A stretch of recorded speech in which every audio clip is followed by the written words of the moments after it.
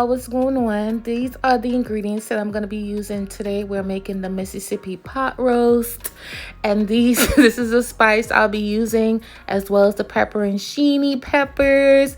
I have chuck, and I also have the ranch and the gravy seasonings. I'm also using the onion. I'm going to use half and half because my meat is really small. It's not a big old piece of beef, so I don't need to use the whole packet, so I'm using some of the onion gravy and the regular gravy.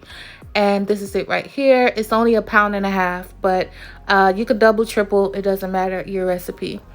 So first I'm going to season it on both sides liberally. You can use the spices you prefer, but I'm using this just random spice I found in the grocery store, and I'm gonna get it on both sides. Now a lot of people don't have time to sear their steak or their chuck meat. It just don't sit right with me. I have to sear mine. But if you don't have time and don't want to, just throw it in your crock pot and you're good to go. So now I'm just gonna sear it on both sides until it gets some color, and then I'll show you guys what that looks like.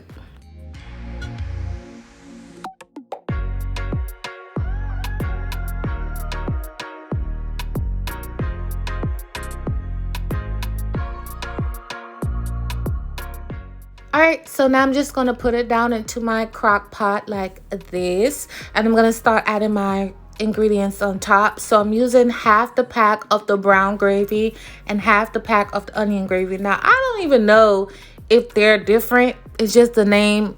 I don't know, child. All I know is I saw it. I said, let me use some of both. And that's what I'm doing.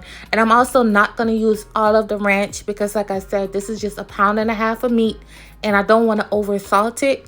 This is also 6 tablespoons of butter versus the whole entire stick. 1 cup of the pepperoncini peppers.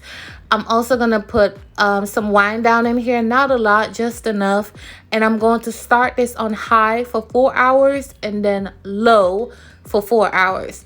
Halfway through, like you see me doing here, I'm going to add some onions and some carrots. If you don't like onions, just use shallots or scallions. I cut it really super small, and yeah, that's pretty much it. Cover it, let it continue cooking. This is what it looks like once it's done, nice and tender. It smells amazing. Your kitchen is gonna smell amazing. It's easy to make. Anybody can make this, okay? You can't mess it up. Look how it's just falling apart, and I'm gonna plate it up and let you guys see what that looks like.